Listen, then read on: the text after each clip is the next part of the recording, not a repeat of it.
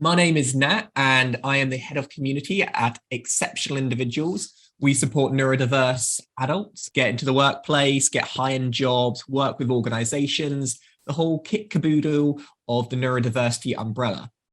And we deliver these webinars every single week on a whole range of subjects. So I see a few new faces today, so glad you could come here, and fingers crossed you like it, because there's plenty more where this came from. So though we specialize in the whole spectrum of neurodivergence, today we're going to have a hyper focus on dyslexia. Dyslexia is by far the most common neurodivergent. It affects around 6.3 million people in the UK. That's approximately a 1 in 10. So it is a big one. And like we already mentioned today, it's not going to be one that is absolutely it ruined your entire life. However, it does play a very significant part on your life. And with other dyslexia on its own, maybe not a big deal, but dyslexia and a deadline, dyslexia and a new work environment, dyslexia and the stress of doing paperwork, these can make everything so much more intense.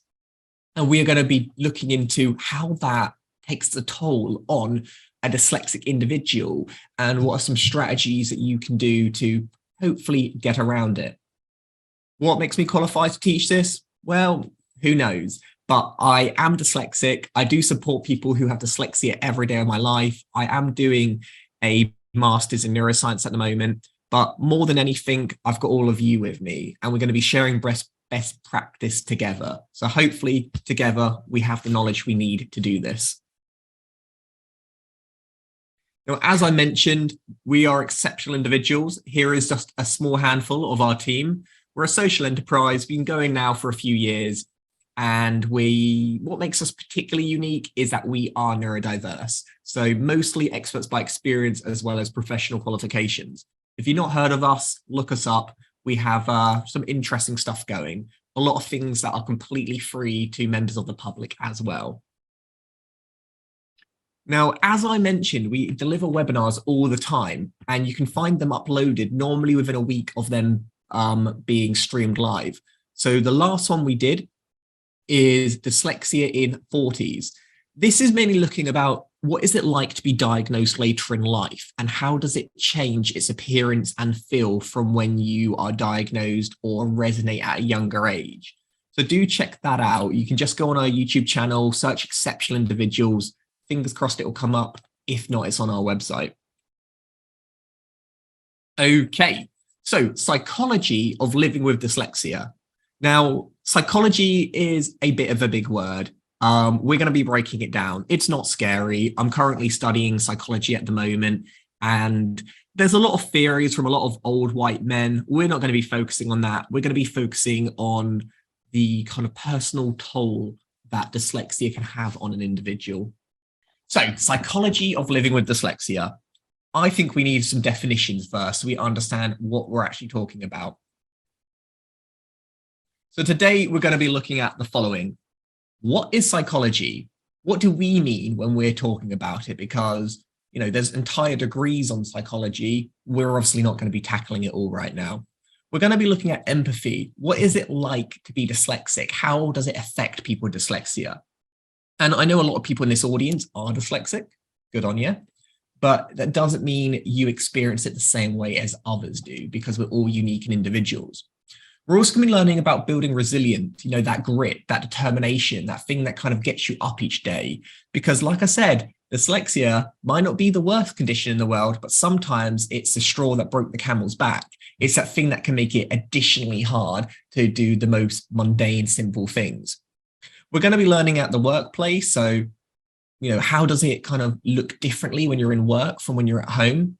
We're going to be looking at some strategies, and we're going to round it off with a bit of self-love and self-care on how to support yourself so you can not just get through the day, but you can kind of get on many, many, many more days to come. Oh, and little disclaimer, I'm going to be using a lot of GIFs that relate to Inside Out today, the Pixar movie. Not sorry, it's a great movie, but I think it perfectly shows what we mean when we talk about psychology, emotions, and empathy. So I'm going to start off with this quote. Who said it? I don't know, but I think it's interesting. It says, "Smooth seas don't make for skillful sailors, And yes, Lauren loves the movie. Great. So what do we mean by this? Well, it basically means if things are all easy in your life, as life's going really well, you're never going to become a master at something. Dyslexia isn't like having a smooth sea. Dyslexia is like being on choppy water that's splashing and going all over the place.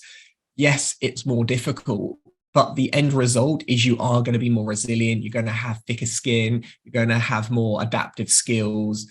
So that is where we're looking at today. We're appreciating the difficulties of living with dyslexia, but we're not underplaying the benefits that can come as a result of that adversary. So what is psychology? In a nutshell, it is a scientific study of mind and behavior.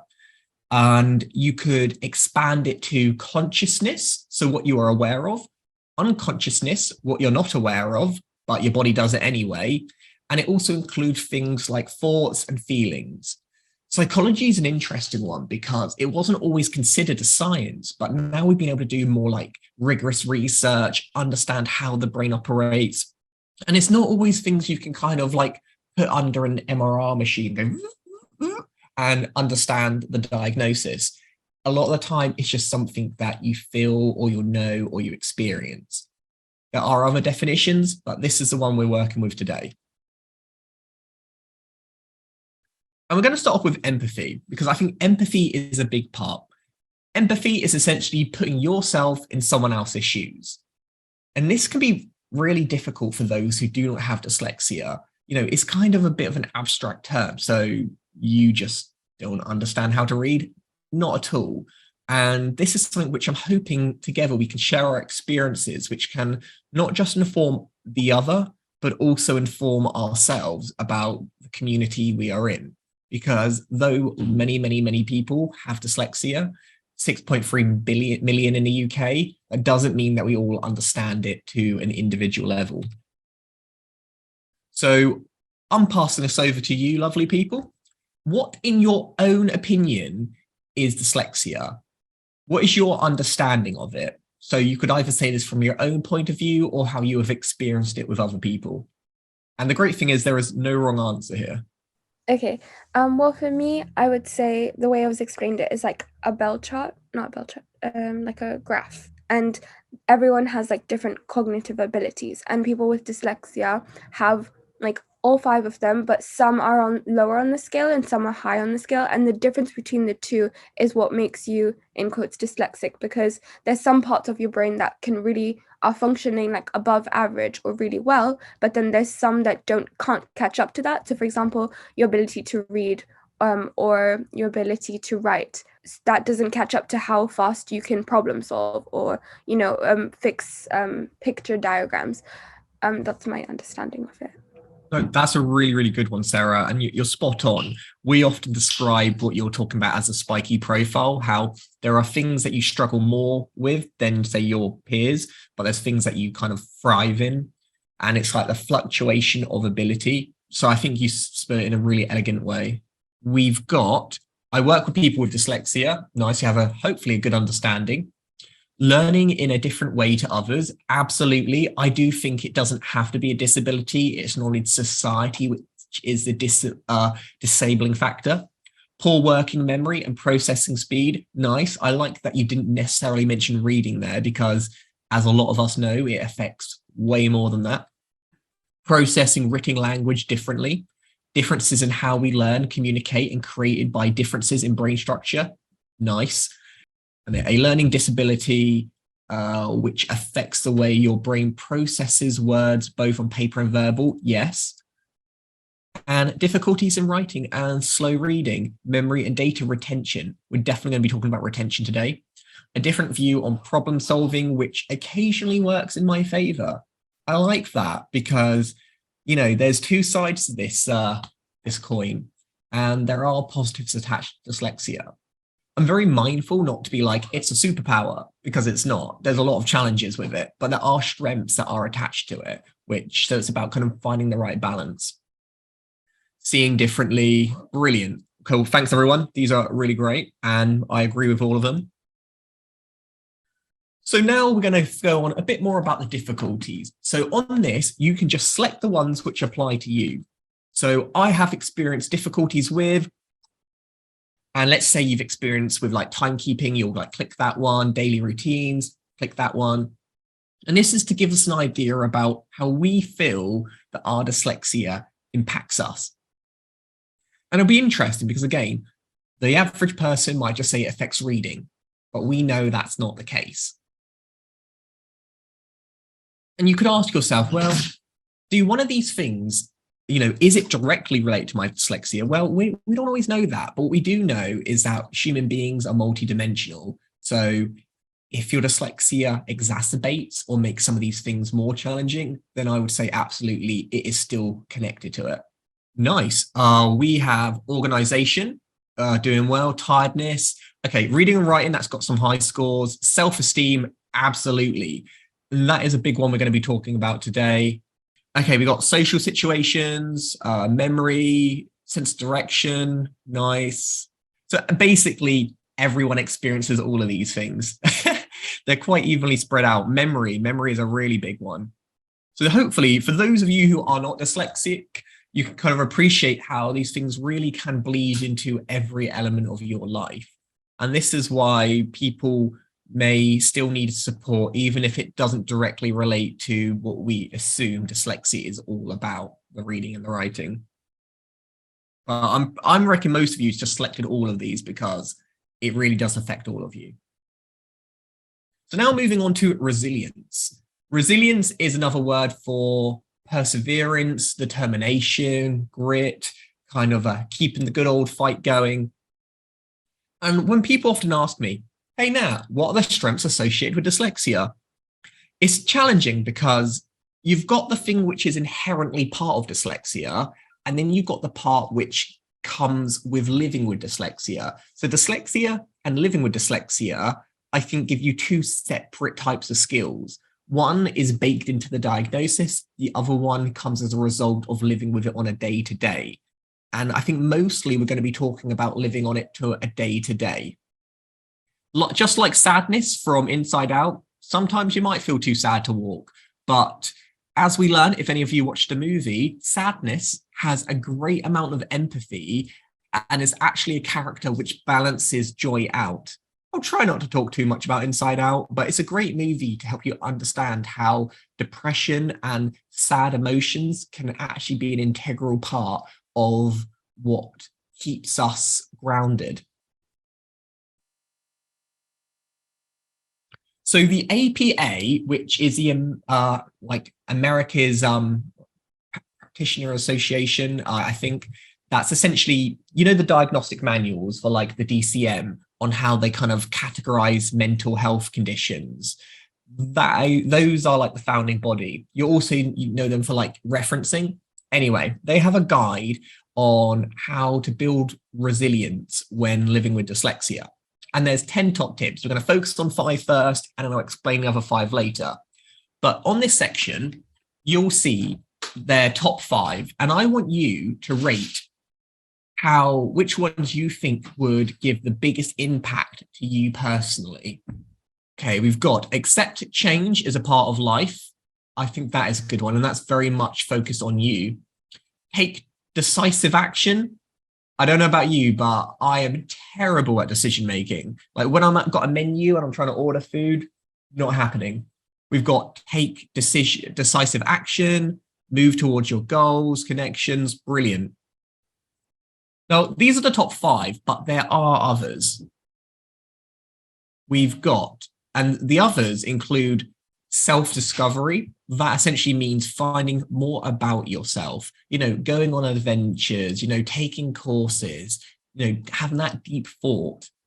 We've also got having a positive view of yourself. Let's be fair, dyslexia has turned a lot of us into Debbie Downers. It can make us a bit like, what's the point? Because it can beat you down. But most of it does come down to mindset. Are you able to rewire, turn that glass halfway full rather than halfway empty? We've got keep perspective. Remember, dyslexia is a small part of you, the wider world, and try to think, actually, if I make a mistake on this essay, if I'm a bit slower doing this email, if I forget things, is it the end of the world? Probably not. A hopeful outlook, things will get better, things do get better. If you think about how you were on your absolute worst day to where you are today, it probably isn't to that level. It can be very difficult because when you've got like depression, which unfortunately does go with dyslexia quite a lot, all those neurodivergences, anxiety and depression. So trying to kind of have that positive outlook. And lastly, just taking care of yourself. How often do you treat yourself? Go to the spa, maybe relax with some like Netflix, just have some you time. So workplace dyslexia. Now we're moving on a bit more to how does dyslexia affect people at work? And are there things we can do? Remember, you can keep asking questions if you have any. Oh, nice. Sanjan says, I'm spending a lot of time on self-discovery this year. And that is a really good thing to do. I think all of you attending these webinars are spending time on self-discovery, just asking the challenging questions, what is it that you're feeling? Having that like check-in. We're going to be talking a bit about mindfulness later on. And I'll be honest with you, I was never a big fan of it. But the more I've been learning about it, the more I see the value in it. So I'll be interested to know your thoughts and opinions on, when it comes to meditation, mindfulness, those sorts of things. So question back to all of you. I want you to identify some specific issues within the work environment. Now, if you're not in work, you can also do school environment, but essentially, what are the things that crop up as the most difficult when you're in a professional environment? It could be, like communication, it could be to do with the writing, it could be kind of more like nuance. Nice. Sanjan says, mindfulness and healing practice really helped me, but different for each individual. No, I agree. And I think for me, as a very science-minded person, I didn't really believe in it. But once you kind of look more into like the science of it and how your brain kind of processes information, it does work. But I think you have to stay open-minded and you have to find the way that works for you. I also think for me, I wasn't completely all in. I was still quite like resistant. And maybe that's why I was a bit of a slow adopter. Okay, it can be noisy. Yeah, my house is pretty noisy at the moment too. And that can make it really challenging. If you've got to put extra effort into concentrating as it is, all you need is more noise. We've got distractions. Yes, the work environment is very distracting, hard to focus, retaining knowledge. It can get crowded, unscheduled meetings. Yep, just kind of popping up here, there, and everywhere.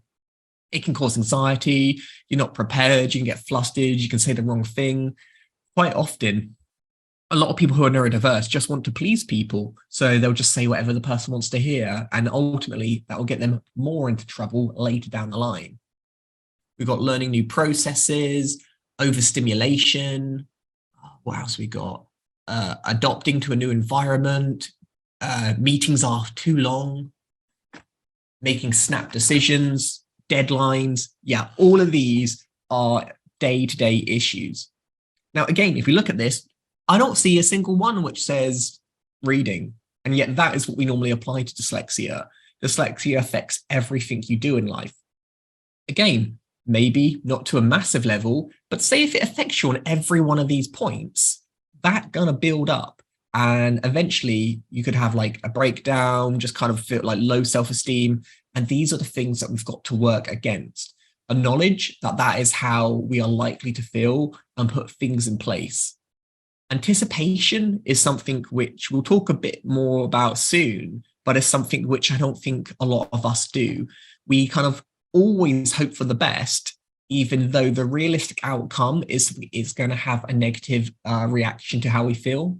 So being mindful of that can also be quite helpful. So on this, I want to ask you, what do you consider to be an accessible format? So maybe it's Braille, being able to read things with your fingers. Maybe it's having things in really large print. Maybe it's having things in like a PDF file afterwards, or having things that you can listen to it in an audible way. This is important because it can help affect stress. If things aren't in your ideal format, you'll find it more difficult. So for me, I can't read Braille. If you gave fit something for me in Braille, that's going to be stressful because I cannot read it. If things are in large print, I can actually see it, so going to be useful. If things are in audio format, much, much better. When you go like news articles and they've got the option to like read it digitally to you, I'm like, yay, because though I can read, it's more effort and I struggle with concentration, I struggle with comprehension, but in an audio format, it works better for me.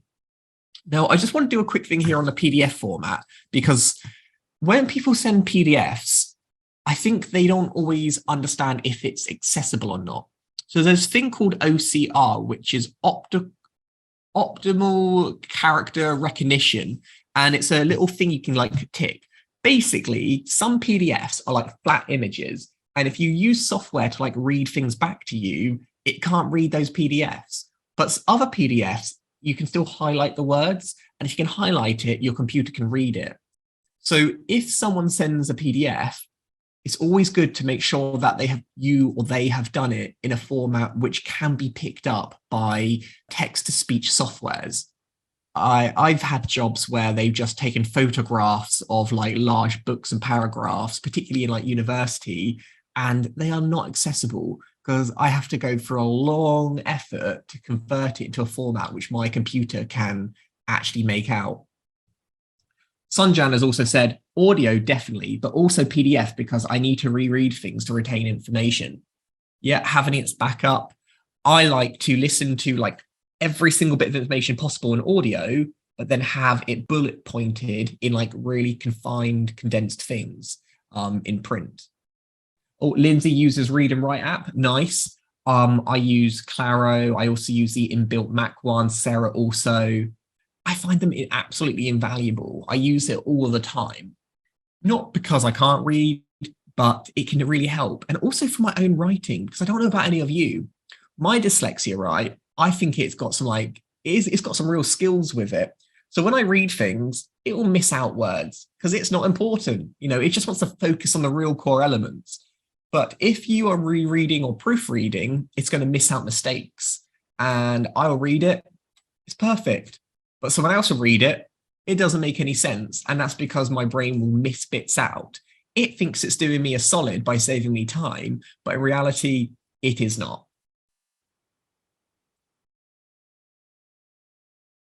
Okay, we're coming on to the final stretch.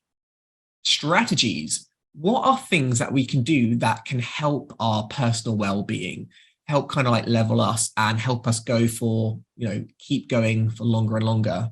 Or Romeo says, I love voice dramas on my phone. Yes, absolutely.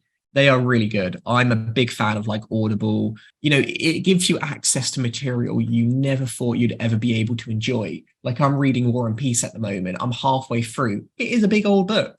And having it in a kind of voice drama has really brought it to life for me and made it a very accessible piece of literature, which it would never, ever, ever, ever be before. So here are some typical strategies for supporting reading. First one is identifying new vocabulary in the text first. So if you looked at some text and you quickly scanned it and thought, I have no idea what that is, and did a bit of research for it at first. The second one is highlighting highlighting keywords. Sorry, dyslexic. And last one is finding audio-visual sources on the subject first, e.g. a YouTube video. So on here so far, and this is a modest poll, but it gives us an idea. Finding new vocabulary in the text first.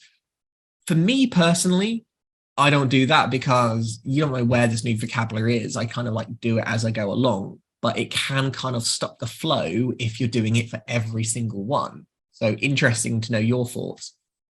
We've got highlighting keywords. I don't know if I do this beforehand, but I definitely do that afterwards. So maybe like key sentences, highlighters are great. And we've also got the last one I find the most use. And I'm not sure some of you might already do this, but this is my top tip. So let's say someone says, okay, I want you to read this document or whatever about this subject. I will read it, even if it's like through like voice software. But that doesn't mean I've completely comprehended it or I feel completely knowledgeable in a subject. For me to feel confident in a subject, I have to read what's already been given to me, plus like a whole library of other content to feel even moderately adequate to talk about it confidently. It's like all these webinars. I do way more research than I ever need to do in order to feel confident. And one way I can do this to complement it is to complement it with a YouTube video. So let's say I'm reading like a few paragraphs on Pavlov, who was one of the first like psychologists who did like experiments on dogs. Great, but then I'll watch like 3 or 5 YouTube videos on the exact same subject.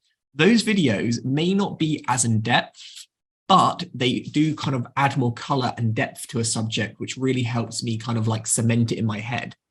For me, I need images and pictures to really kind of help that memory retrieval. And let's face it, books, they tend not to do that, particularly adult books that for some reason don't like using images. But I can see 4.6 agrees. Okay, what we got here? Lauren says, I've just discovered recently that Apple computers read out highlighted text and can put colored overlays on the screen and use dictation to write it in all the apps, which has been very helpful. Yes, Lauren, I use that too. Really helpful. To break it down for other people, on Apple computers, and I think you can get them for Windows, but on Macs, they're like really, it's really good. You can highlight text and you can just do a little keyboard shortcut and it will read it out to you, like identify new vocabulary in the text verse, really useful. You can have colored overlays. So you can change your screen. So it's like a little blue, a little bit yellow, and this can help with contrast. So your eyes don't have as much visual strain. And there's also a feature where you can push a button and you can talk to it and it can write it out. I haven't found it to be as good as other equivalent software like, say, Drag and Dictate, but it's better than nothing. And unfortunately, Drag and Dictate no longer does it for Mac computers, which is a real shame. So it might be your only other option, though fingers crossed someone develops some good competing software soon. If not, they have already. Sanjan says, I agree for factual info. I do the same video prep with subtitles. Yeah, I always, like, don't get me wrong, I do not rely solely on YouTube videos, but I do use it as a complementary way of cementing what I've already learned. Or just hearing the same information, but worded in a different way with different visuals can be really beneficial. So one more. This one is on information retention. So think about like note-taking, how you make sure that you're actually able to remember what is being said or read. We've got a variation of activities used in meetings. So a meeting where someone just talks to you might not be that useful. A meeting that has more like tactile, like moving different elements might help you remember the information more, or may not. We've got having an overview at the beginning, so actually knowing what you're about to have that meeting for. I know some of you mentioned earlier on that just having like spontaneous meetings can be a bit jarring. So on this, we're looking at, can you just tell us what we're going to be learning or talking about first? Then we've got having time to process information. No, it's so annoying when people like deliver training and say, all right, go off and do it now. You need time to process, to let things embed, to just kind of help you out. We've got a choice of in-person or online. We've coming out of a weird time in the world history at the moment where we went from everything being face-to-face to everything being online, and now things are being a bit of a hybrid. And as you'll notice, maybe can't we have the choice? Some people like face-to-face, other people prefer it online. So give them that more overall choice. And lastly, the use of recorders, things like dictaphones, maybe recording it so you can watch it or listen back at a later stage. So on here, most of you would benefit from having a way to record information so you can listen to it back. The second one was having time to process it. And the one that would be least helpful is a variation of activities used in meetings. However, still pretty high. Now, most of these, I think, would require, say, your manager, line manager, or whoever is delivering the session to be on board.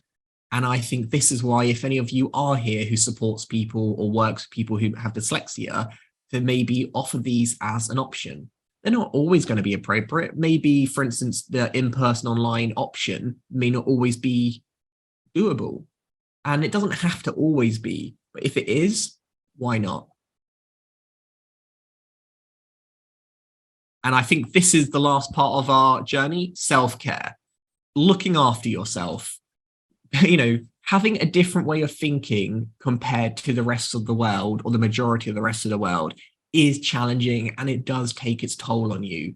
If any of you have gotten to adulthood and, still here, good on you, because it is tiring.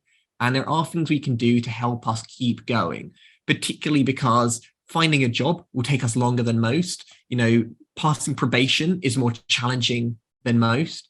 Getting a promotion, additional difficulties. These things, every step of the way is going to have an effect on you. So what can we do to really keep that up? Oh, Sanjay says, once had a recorder at work, my minute taking was much improved. That's great. Yeah, what I find most useful is I will attend a meeting, and then afterwards I go into a room and I use the speech to text software, and I relate everything I learned in that meeting, because I'm okay with short-term memory, but not long-term. So I know if I regurgitate the information straight away, I will retain it. But if I do not, I lose it. So it's interesting how we have different styles. So on this one, exercise. So I want you to either say, are you more of a team sports kind of person? Or are you more of a yoga person? You might be neither, and that's fine as well. Now, which one you choose isn't really that important, but exercise is really important. And I don't want to patronize any of you. I hardly ever exercise. I really should. I really, really, really, really should. But in terms of your own well-being, exercise has been one of the most beneficial things you can do. There's been reports that antidepressant medication is just as effective as exercise and vice versa. So maybe if you're really opposed to medication, try exercising. Or if you are on medication, also try exercise. They can really help you in just kind of getting out there. I'll be honest with all you, I take antidepressant medicine at the moment. Now, it's not because I'm depressed, but if I was, that'd be fine. It's because of my OCD, and they actually take the same amount. But I find just going outside for a walk, seeing the trees, the birds, and squirrels can be just as good for me as medicating up.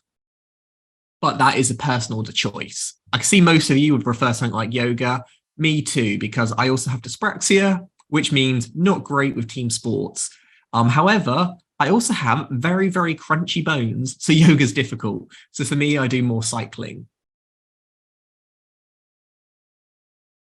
The next one seems simple, but nobody does enough of it: sleep. So how many of hours of sleep do you get on average? Okay, so out of 0 to 10, how many hours on average do you think you get?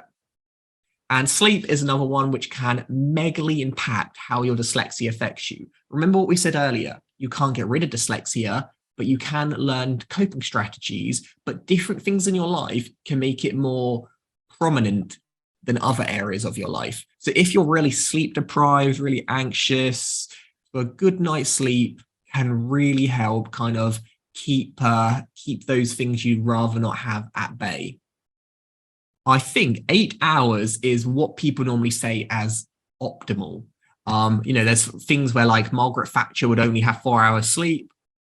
Didn't work that great for her, did it? So I think let's aim for 8 hours if possible. Though, if you do more than 8 hours, apparently that can also have a negative effect. So good to kind of keep an eye on it. And it's good to see that most of you are hitting that mark. Actually, no. Most of you 5, 4, oh, God. Okay, everyone sleep more. Daily check-ins. Asking yourself, how are you doing today? Really simple, but I don't think we check in with ourselves not nearly enough. Now, you might say this is mindfulness, but just saying, am I okay today? And also appreciating that it's okay not to be okay. Let's say it's one of you today, say, oh, how are you doing today? I'm all right. That's like the standard English response. No one wants to say they're not doing well today or not feeling great because they don't want to explain themselves. The other person doesn't really want to hear. But even just saying it to yourself and getting an honest answer can really help. So like, for instance, most of you are okay today. We've got a couple of you that are good, which is great. Oh, in terms of sleep, Sanjan says work anxiety disrupted my sleep, which then made my dyslexia worse. Yeah, catch 22, it really can be like a circle where one thing sets off another and sets off the other. And as I said, dyslexia on its own might not be that bad, but when you compare it to all of what life can offer, it can really build up and be something which can consume a lot of your energy. So yeah, each day, just ask yourself how you are. You don't have to have answers. You don't have to fix it. You just have to be aware. Awareness, it can really help. So for instance, if I know I'm not feeling great today, I can expect to have more challenges with my dyslexia. And that's okay because I'm aware of it. I can prepare myself for it. Now, this one is mindfulness. And how you do it is up to you. You might be a yoga person. You might do more a religious type, might more meditation or thinking. This is just where you center yourself. So just breathing in and breathing out. Breathing in and breathing out. Now, I always thought this was poppycock. I didn't see the benefit into it. But when you think of the science, it makes a lot of sense. So when you slow your breathing down, your body kind of recenters itself and it just allows more oxygen. So you need oxygen in order to be calm. When you're having panic attacks, you're breathing really heavily, and it's because your body is trying to get as much as possible. So having that additional time really helps. Now, if you don't want to always look like you're, just sitting on the floor humming all the time, a tip that I got taught is if you kind of close your hand like that and make like a little gap, and I do my breathing in that. So let's say I'm on a bus or I'm at work or I'm in a public environment and I don't want to look like I'm having an episode. I just sit and I go. And to anyone else, I could be coughing. I could just be holding my hand. It kind of looks maybe less obvious. Maybe many of you don't feel that kind of so insecure about how you appear to others. But for me, that kind of helped me still take a moment without making it look too abundantly obvious. I'm getting better at breathing, to be honest. A lot of the videos on YouTube, for me, are a little bit too hippie-ish, but I think the general practice, what they're trying to get across, is really, really helpful.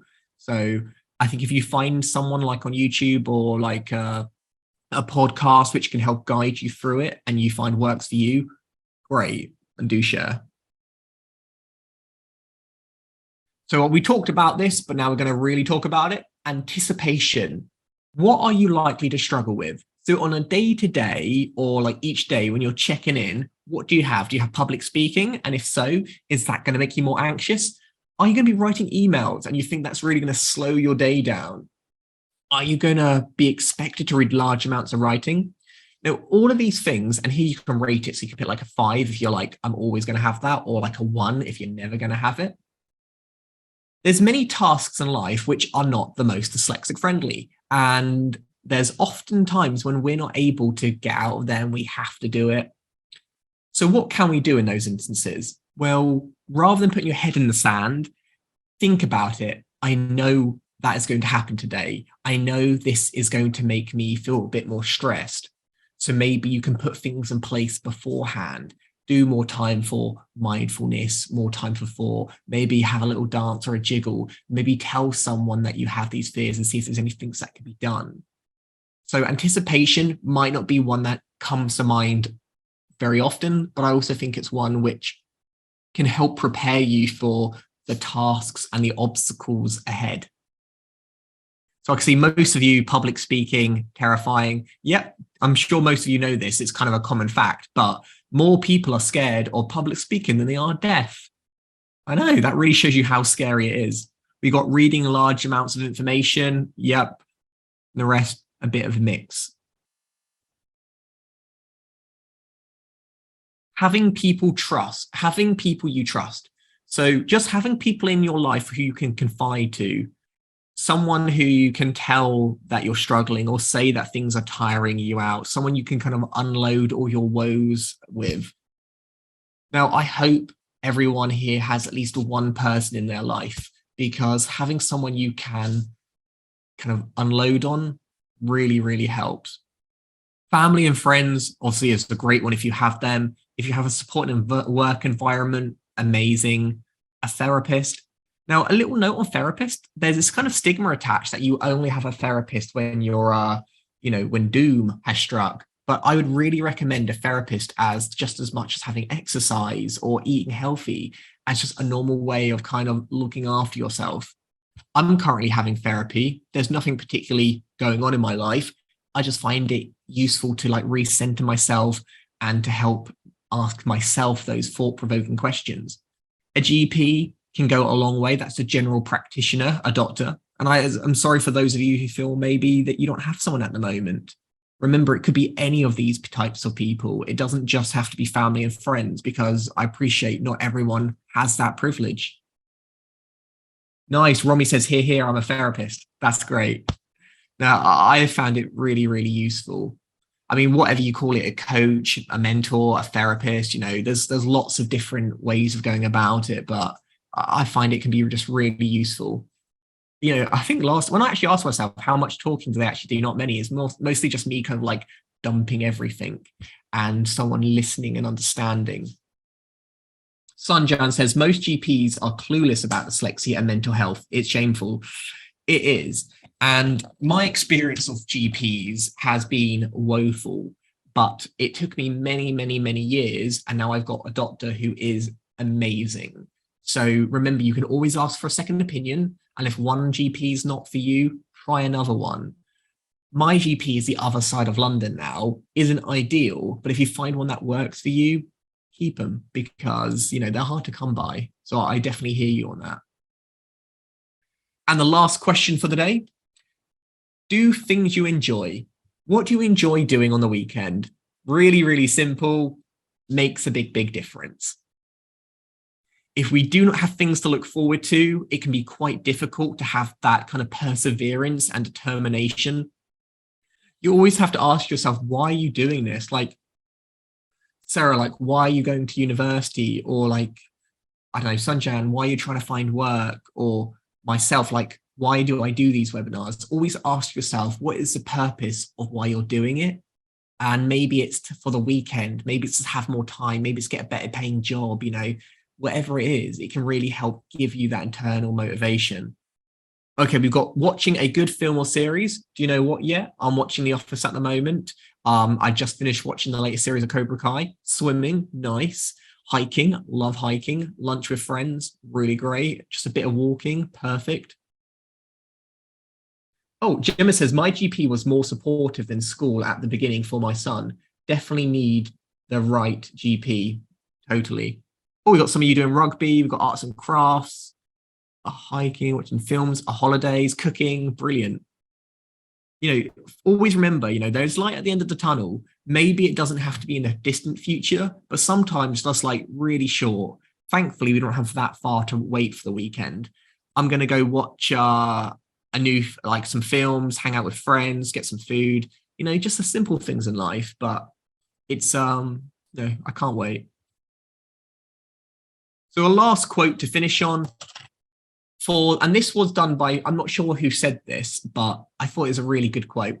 For the high jumper to reach her personal best, she must first crouch down and get very low. What does this mean? It means that to be able to achieve amazing things in life, getting low and sometimes feeling like not the best is part of the journey. If anything, it's essential. You cannot, go far in life without experiencing all of those ups and downs, or at least that's what I got out of it.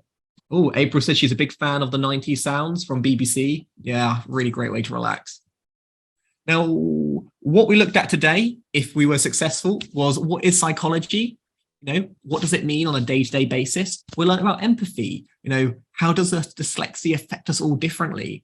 We learn about building resilience, keeping going. We learn about how dyslexia might affect you in the workplace.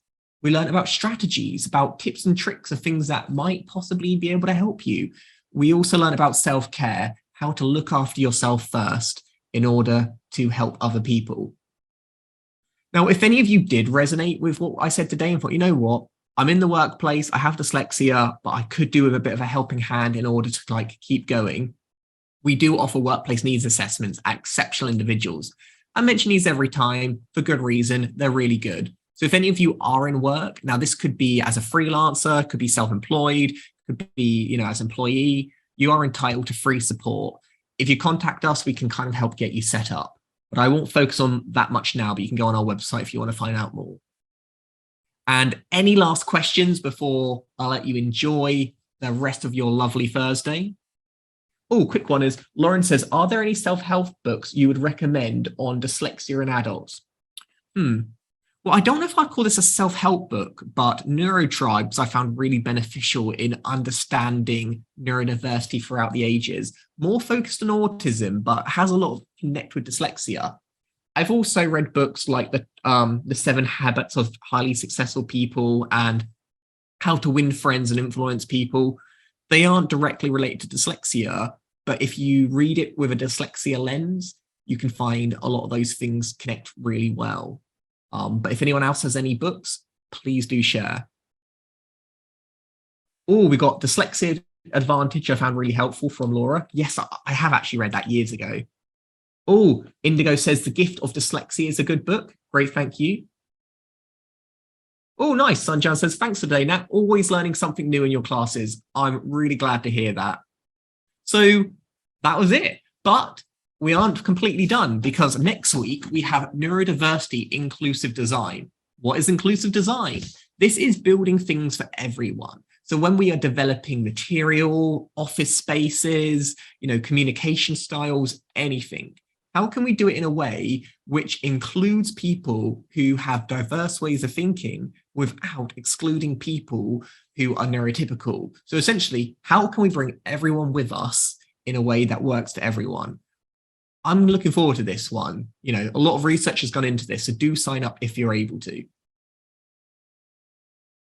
And here is our YouTube channel once more. So if you do fancy it, like and subscribe, and you can see all the great webinars coming up. We've done them on a whole heap of subjects, which I'm sure a lot of you could find quite interesting. And we have opportunity groups. We have a Facebook group where people can like and share and kind of just unload their opinions. We have some really good support networks there, and people are really supportive. We also have a LinkedIn community, which is still growing at the moment, but we hope to put a bit more effort into it. We're going to be sending jobs and other opportunities. And you can also contact us the old-fashioned way on the old dog and bone or through email if you have further questions. But that's been everything. This has been Exceptional Individuals. And as always, thank you everyone for attending. It's been so great to have such an interactive audience with so many great questions. And thanks for sharing all those book recommendations. I will definitely be checking out them. Oh, quick one. Sanjan says, Dyslexia, Definitive Guide to the Untapped Potential Dyslexia Thinking and Its Vital Role on Our Future by Katie Giggs. I'll check that out. All right, everyone. Well, I'll see you soon, hopefully next Thursday. Stay in touch and look after yourselves.